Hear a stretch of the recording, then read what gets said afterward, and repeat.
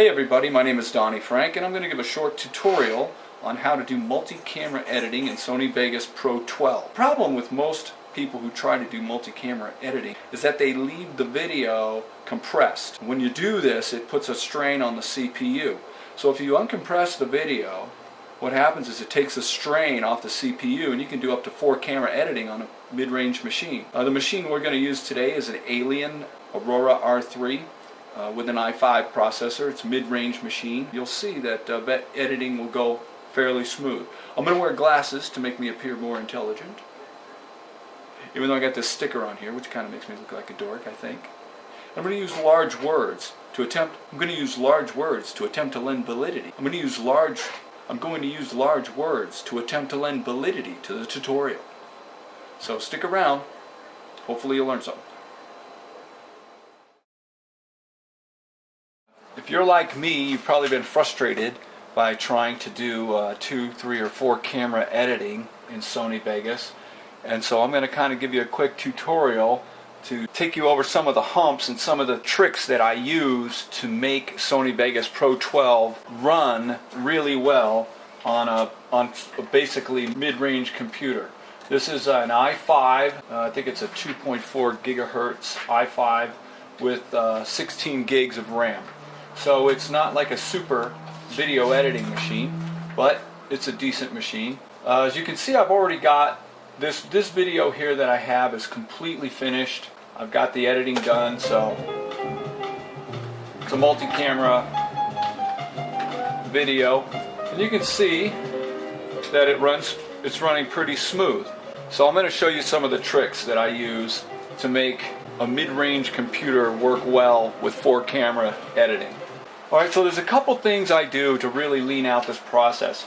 The F11 key is your best friend, one of your best friends. If you've got a lot of lines of video and audio and stuff, this is a great way to be able to see all of it by just hitting the F11 key. Normally, this preview window is over here, and then there's an option to open a second preview window, which to me just is a waste of resource.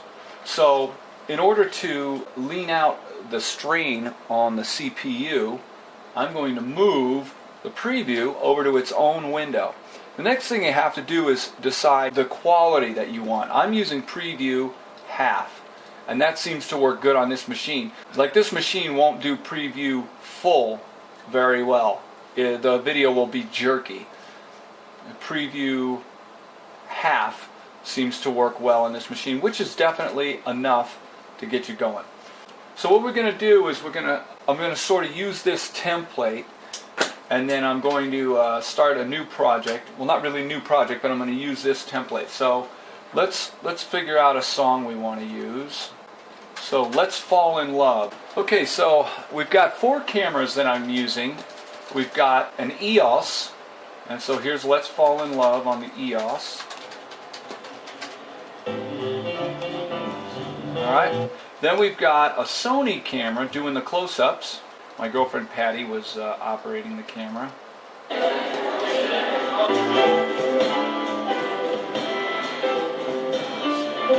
So there you go.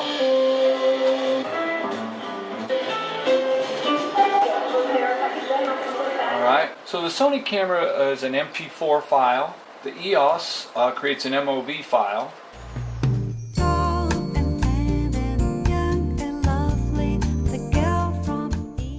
And now we've also got GoPro cameras. I've got 2 GoPro cameras. I've got a stage left GoPro. Alright, and then I've got close-up GoPro of our keyboard player Sam.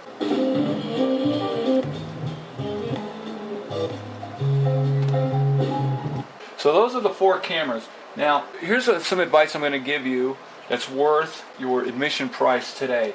If you've ever tried to do multi-camera editing using GoPro footage, the problem with GoPro footage is it is compressed.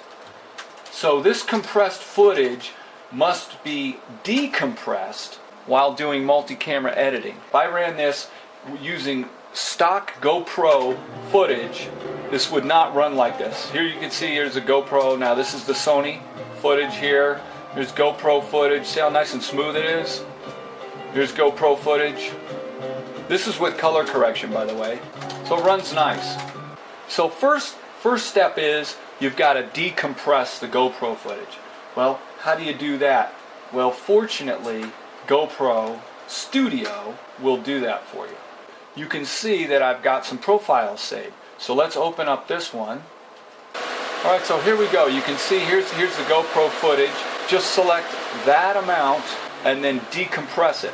So I'm using the C drives as my scratch disk. I've created a directory called Scratch. And we'll see right here. Here's my C drive, which is an SSD, by the way. And in Scratch, you can already see I've got some videos that have been decompressed. Now, these are going to be deleted once I'm done with my project. That's why I'm saving my GoPro Studio session, because if I want to uncompress these files, I can just go into this GoPro session and I can uncompress them at a later date if I wish to revisit this project. But these files are huge. Afternoon in Paris is 4 gig, Blue Bossa's 3 gig. These are huge files, so you don't really want to store these files, and there's really no need to store the files because you have the compressed version stored, which is literally 1/10 the size. The uncompressed files are about 10 times bigger than the compressed version. Let's find our song. Let's Fall in Love. Da, da, da, da, da, da, da. So there we go. So I got it. So here's what we do. We just take this video and we drag it over here into the GoPro Studio. So now we're going to play this song in GoPro Studio, and we're going to just select. So we'll mark the beginning, the end point. So there, I marked the end point. Alright, so then we'll mark the out point. So we'll leave a little leader at the end. So there's the out point. Now we're going to give it a logical file name. So I'm going to say, let's fall in love, stage left. So I'm going to add it to the clips. So now you see it's waiting. Now all these clips are complete. These have already been done, but I'm adding to this project. So I'm going to Control S and I'm saving this project. So now we're going to get the SAM video. So let's set an in point, out point, stop the video, make a file name. Let's fall in love. I'm going to call this, we're just Sam. We'll just say Sam. Now we're going to add it to the clip. Now we're going to hit the convert all button, and you'll see, not enough space to convert all the files. So it looks like I'm going to have to delete some files on the C drive. Anyways, so I'm going to get that sorted out and we'll come back.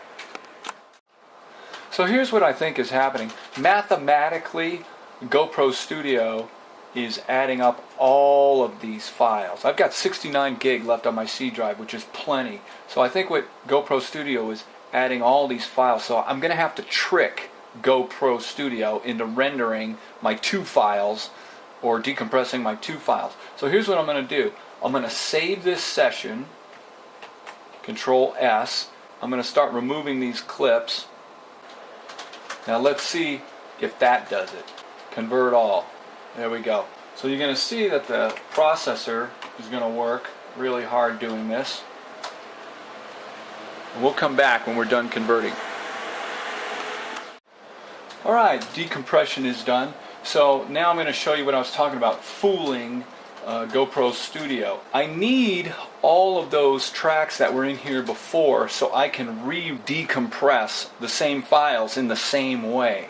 So if I save this project now, I'm going to lose all that. So instead what I'm going to do is I'm going to close the project. It's going to ask me if I want to save, and I'm going to say no. So now I can reopen the project. There, and now you can see that we have all the videos are here.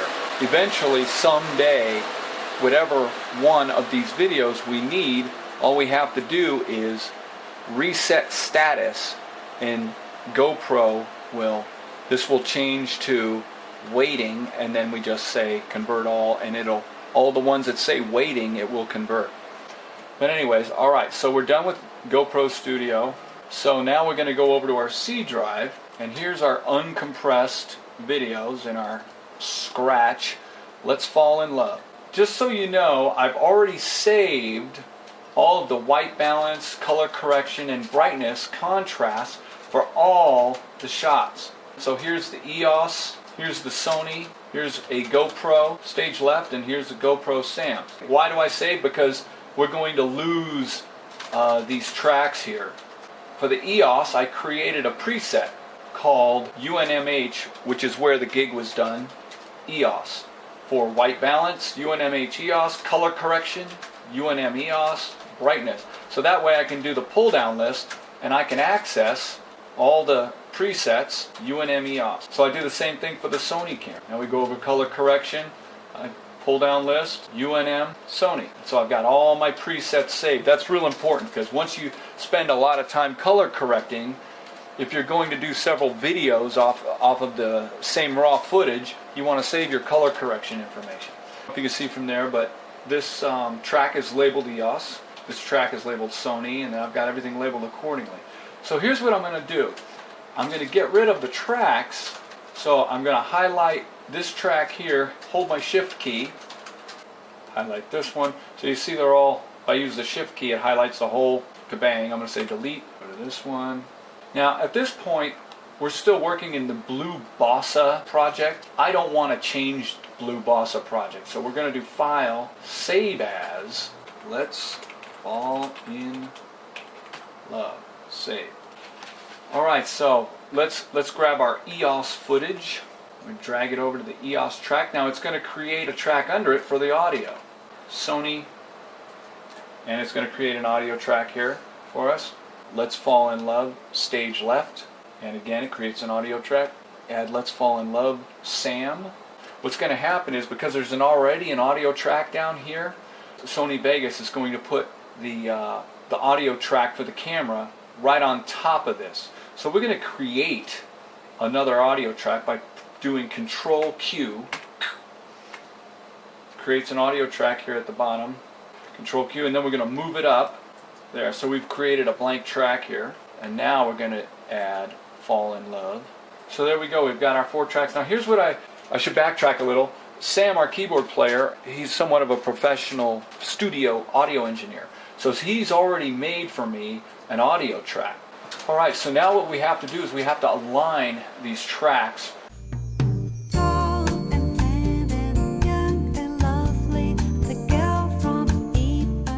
Looks good, sounds good. So now we get into the multi-camera editing. I find that there's not a whole lot of documentation on how to quickly and easily do this. So I'm gonna show you. It's counterintuitive in my opinion. What you want to do is you want to see all 4 cameras at the same time in this screen. So this is worth your admission price today. I'm going to highlight, using the control key, highlight all the video tracks, the 4 video tracks, right? So now we're going to go up to Tools, Multi-Camera, Create Multi-Camera Track.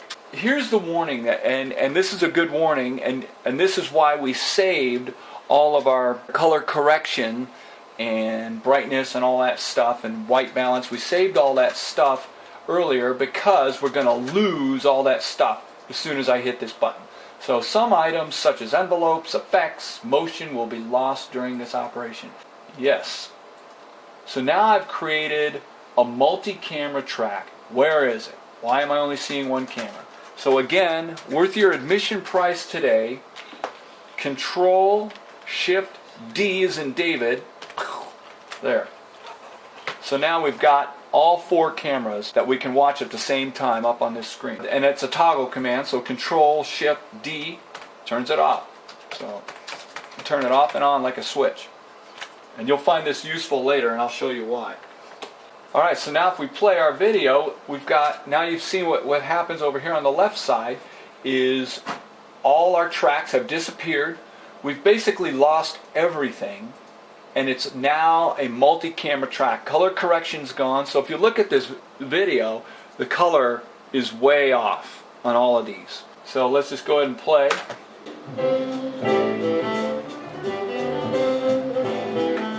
So now you can see on a relatively mid-grade computer, we're using about half our processor, not using a lot of memory.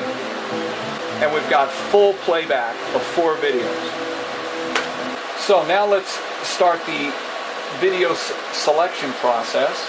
You can do this by either using the 1, 2, 3, 4 keys for 1, 2, 3, 4 tracks, or you can click on the track that you want. I like to click, so we're going to Control S, save our project, Control Home, take us to the beginning.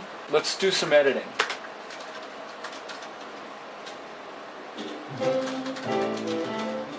So Patty's moving in on Steve.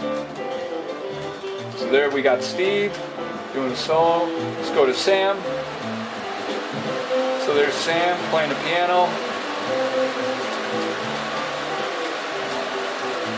Go back to the wide shot. The stage left shot. Go back to Steve. Alright, so now you see the camera move. Patty moved the camera while I had this shot selected. So what I'm going to do is I'm going to do Control Z as in zebra to undo that last edit. So now we're on the wide. So now I'm going to go to Steve.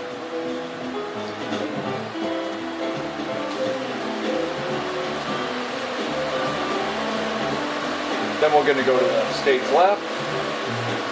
See, now that camera moved. Now I'm good. Alright, so now if we want to preview this, I Control Home, takes me home, I hit the space bar, and you'll be able to see the edits that I made. Go to the Sony, and we're going to go to Sam, then we're going to go to the EOS or the full shot, we'll go to the Sony. But here's the cool part. You can preview this. If I do Control Shift D again, now we can actually Control Home. Now I can actually preview it like it's going to look.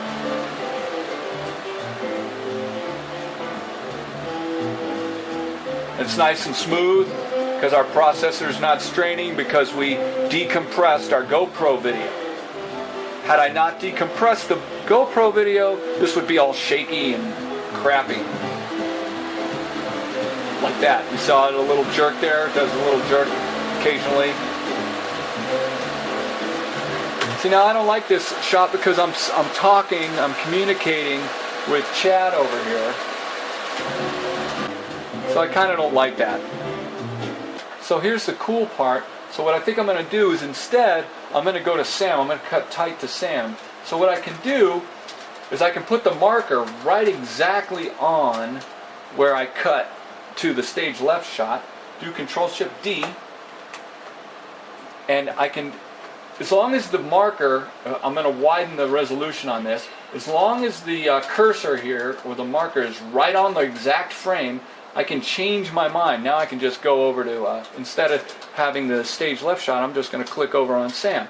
So now what I've done is I've changed my edit from going to stage left to going to Sam. There, so now we do a Control D.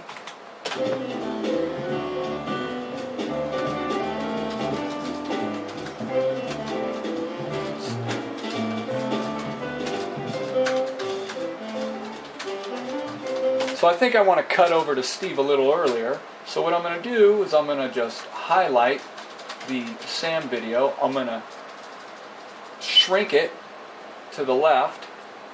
And then I'm going to take the EOS video and I'm going to expand it to the left. And that made our edit a little quicker. I'm going to make it even more quicker. Shrink to the left, expand to the left. There, that looks more natural to me. So now we'll go back to Control D, and now we're in our editing mode.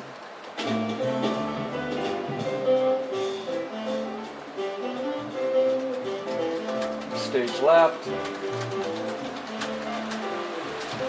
Sam doing a solo. Front shot of Sam.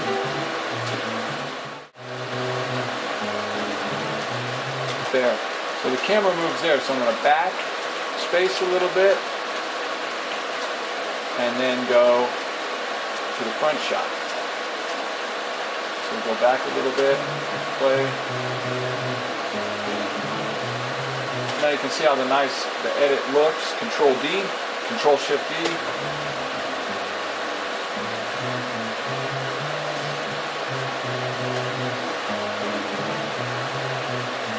It's nice and smooth. Control Shift D.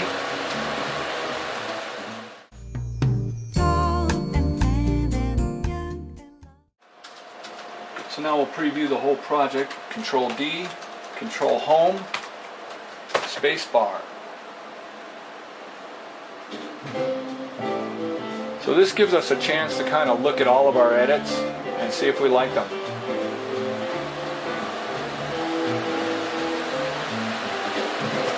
You see our processor's working fairly hard.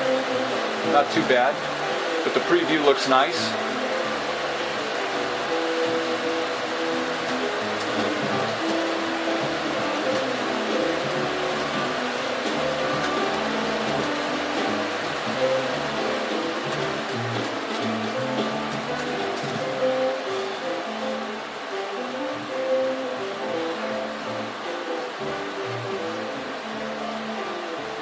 Alright, we'll come back in a little bit. Alright, so I previewed the video and I decided that all the edits are good. So now here's the other part of Sony Vegas that's, you know, it's not really buggy, but it's kind of counterintuitive. So now we have to do is select our multi-track video, tools, multi-camera, expand to multiple tracks. Now this is going to give us a warning that says keep unused as muted events. I don't like that. I don't like the muted events. I like just having open space between all the tracks. I like seeing the tracks all over the page as opposed to 4 tracks with mutes in there. And so let's see what it looks like. So let's say yes to the muted events. So this is what it looks like. To me, I don't like this. It looks like a jumbled mess to me. So here, let's move this over a little bit. Let's give ourselves some room here. You can see there's really, like, it's hard to tell what's going on here. So I'm going to do Control Z, undo that. So now we're going to do it again. Tools, multi-camera, expand to multiple tracks. This time I'm going to say no.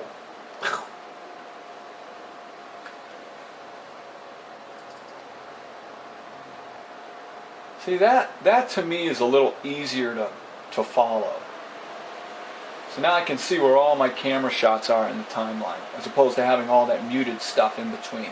So we're going to go with that. Now here's what happens. I'm Control S, save. So now you can see our tracks, our names are gone. These are clean, new tracks. So it's like you're starting over again. So that's kind of the caveat of doing multi-camera editing, is you kind of get some stuff done in the individual tracks. That's why you don't do color correction, you don't do any of that stuff till after you've done your multi-camera editing. I'm just working off a template that I created earlier from earlier editing of these of this band.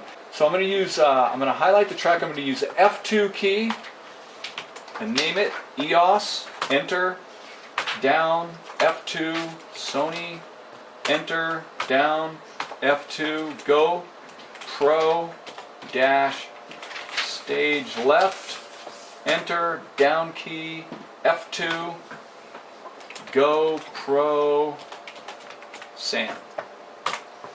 So there, so now all of our shots are laid out. So if I start playing, you can see where the edits here correspond with what's going on over here.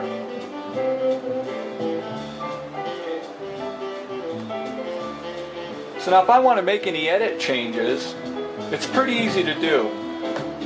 So the thing to understand is that there's a hierarchy going on here. So remember that the top video trumps the video below it. So in other words, if I expand this video over, like this, we're not going to see any of this because the top video trumps it. So, but what we can do that's kind of cool is we can fade like that. So now I can do a fade shot. Wasn't very smooth, try it again.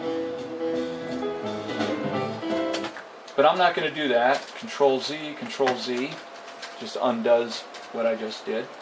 So I want these to be hard edits for now. Now I might see something that I think I want to be a soft edit or a dissolve.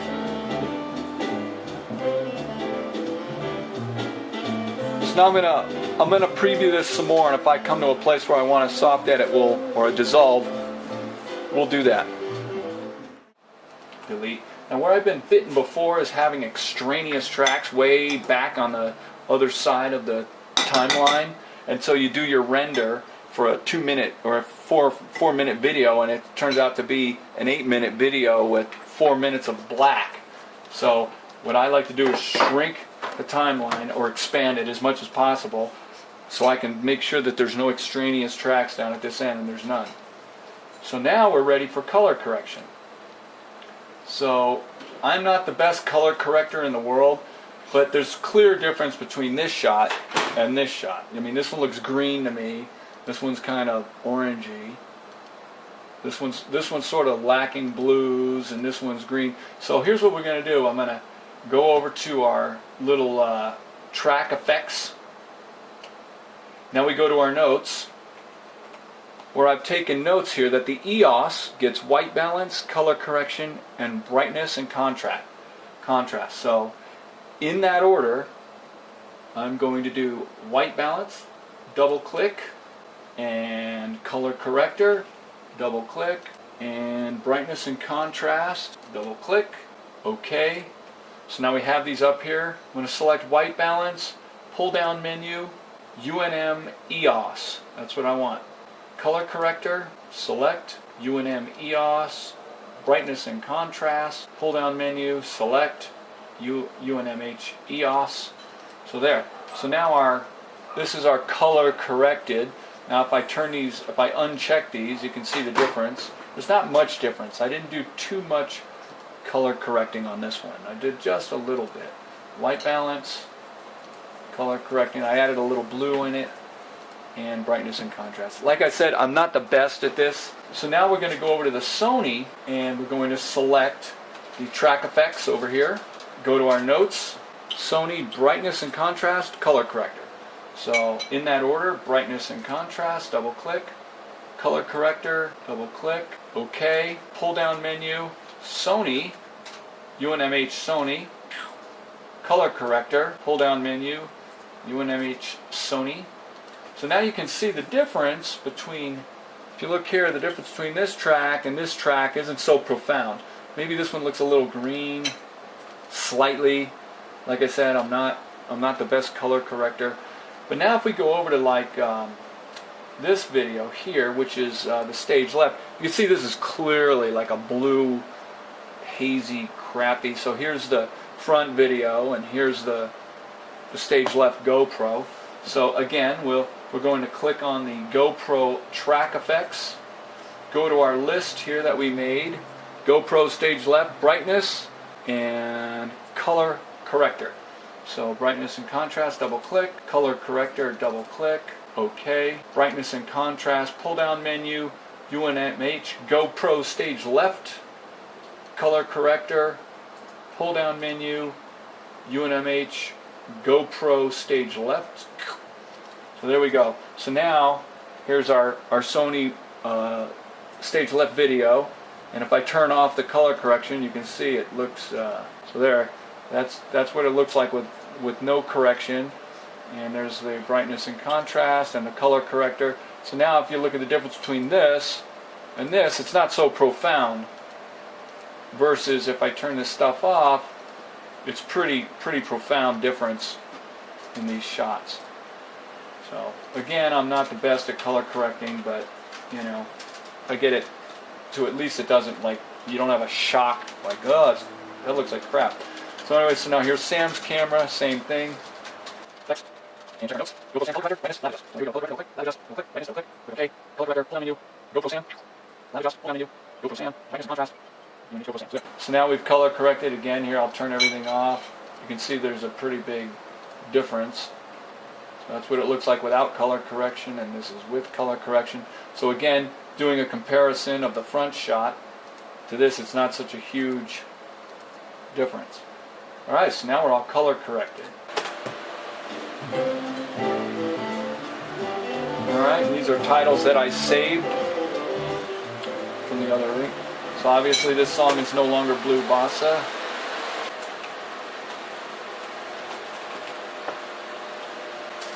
Shift home, highlights the whole thing. Cole Porter. There we go. Let's Fall in Love, composed by Cole Porter. I'm going to do my Control S. F11. This looks pretty good. Now let's do our fade out.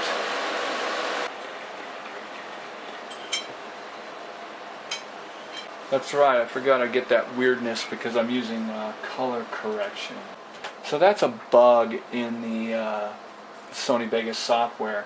Because I'm using color correction, I think it's the lab. I'm using lab color correction on this. Let's check it out. So if I turn lab off and I do a fade out,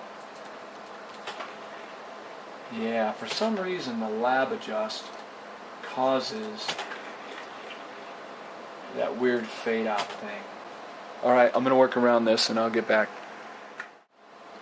Alright, here's what I'm going to do. I am going to stretch the GoPro footage. Remember our hierarchy.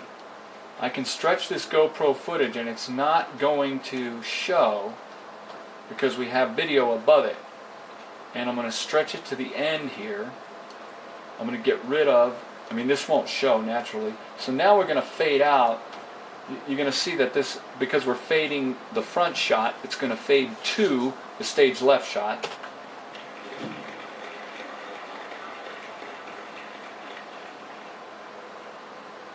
So there you go. So we're going to get rid of, we don't have to, but I'm just going to get rid of that. And I'm going to stretch this out a little more, the GoPro stage left, and I'm going to do a long fade out, about 4 seconds. So let's see how that looks.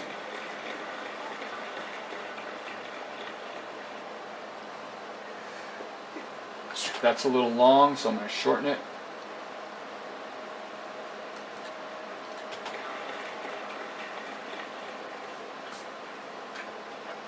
There, that looks pretty good.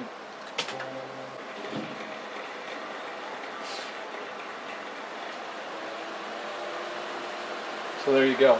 By stretching our video, it stayed time aligned. If I would have tried to create another piece over here, I can if I want. I can actually cut this if I want and get rid of the center pieces, but it doesn't really matter because in the hierarchy, this other video is trumping the GoPro stage left. So I just stretched it out, and so there it is. So that's our hack to get rid of that problem. Control S, save. Let's see, we got File, Render As, Let's Fall in Love. I'm using the H.264 codec, 1080p, 30 frames per second.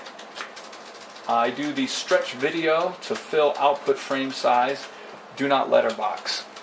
I hate letterboxing. So there we go. It stretches it slightly, so slightly that you can't tell it's being stretched. So we'll come back after this is done and we'll see what it looks like.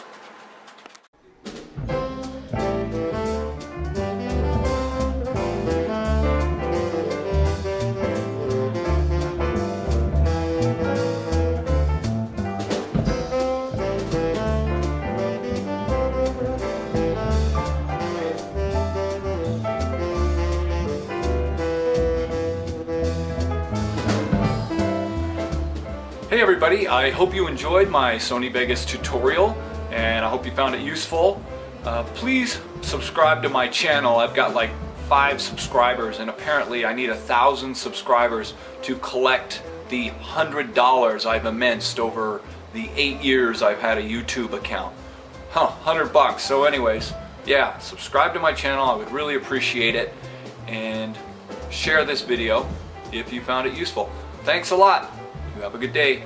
Bye.